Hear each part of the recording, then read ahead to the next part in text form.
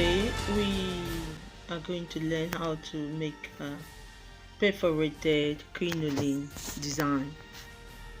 All you need is a crinoline. I've cut out about 18 inches crinoline, the big size, and then you have your soldering iron, or so you have your candle wax, gum for gumming your design or fascinator. So what you do is you plug your perforator, and then first of all you block the two edges because you're not going to tie. You block them with the soldering iron, and then you begin to place it on top of the crinoline and begin to perforate from one edge to the other.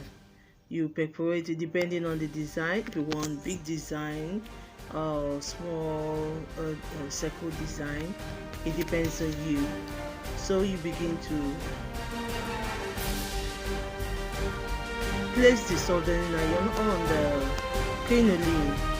The reason why is good to use soldering iron so that it doesn't lose. You can use easily. But you now begin to perforate. You can make it small, or you can make it bigger. So it's a beautiful design, especially when you're combining colors. When you want to combine colors, it turns out beautiful, just like the facilitator you saw.